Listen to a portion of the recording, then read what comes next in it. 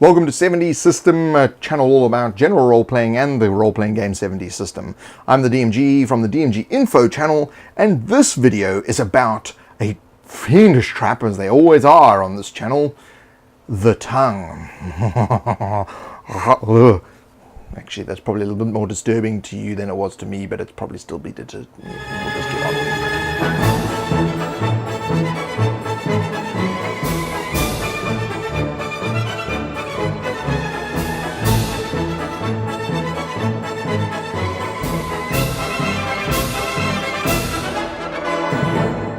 So if you'd like to support the making of these videos and also bring 70 System to fruition, check out patreon.com/70 System.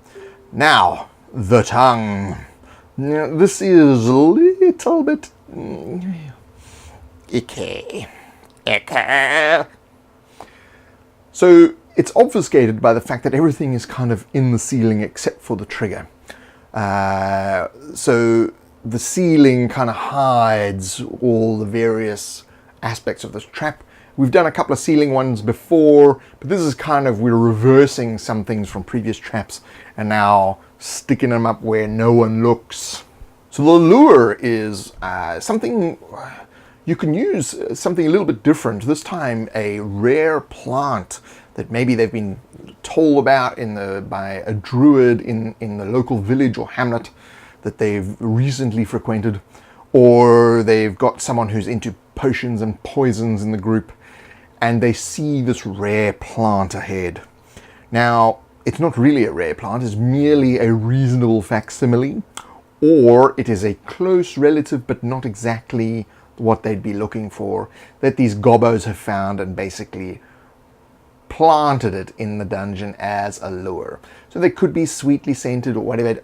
Anyway, I digress. That lures them into the trap. You know where this is going, aren't you? Yeah, I thought you'd seen too many of these. The trigger is essentially what most triggers are, and that is the flagstones that the party or the person in front who's running point steps on.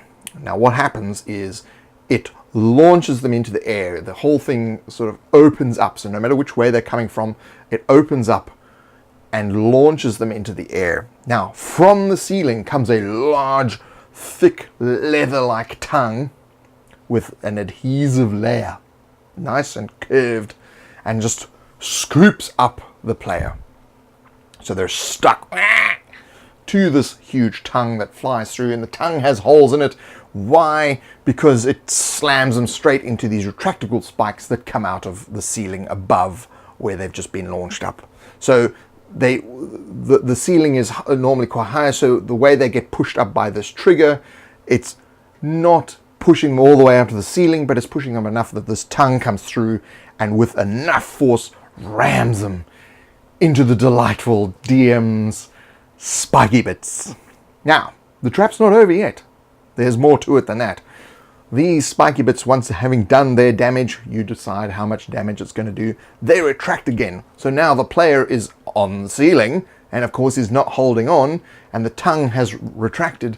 So what happens? They fall down back to where the trigger is, which is now a gaping hole. Down, down, down into the hole. Now, of course, that is how they get disposed of. The containment is the fact that the tongue is holding on to them, so they can't really escape, and the effect is hitting the spikes. But if you want to have a multiple stage effect, of course you can have more things at the bottom of the hole. Acid, disease-ridden rat infestation, a conveyor belt that goes through another 40 traps, you know, these kinds of things. Oh, loving it. So then the containment closes up and the rest of the party's like, oh my god, what happened to Bob? We've got to get Bob. We've got to help Bob. So now they're going to try and get, of course, if they don't disarm the trap, they too get slammed into the ceiling and dropped down into this hole of horrors. And of course, that's where the adaptation comes in. You can have a little mechanism underneath it. Each time a body falls through, once it hits the trigger at the bottom and closes the containment, the thing turns. So you start with acid, and then there's like a lava pit, and then there's like, you know, a really pissed off bass. You know, anything you like. And of course that can adapt to the trap. You can have the tongue come from different directions, so they're waiting for it to come from over there to dodge it, and it comes from behind or from the left or from the right. So if you put it in a 4-way stop, it can even be like even more cunning and fiendish. Let's hope they haven't seen this channel, but even if they have, they're like, I'm not playing with this guy. So of course, how does it reset? Well, the spikes retract and the tongue goes back, and of course, once they fall through, they hit a trigger at the bottom and the original trigger closes up. Right, so if you like this video, click the like button. Don't forget to check out all the social medias, the Twitters, Facebooks, etc. /70 System. And of course, you can support the making of this channel and the game 70 System by supporting on patreon.com/70 System. I will see you in the next Treacherous Trap Tuesday, where we'll do something even more fiendish and disgusting, and I'll leave you with this.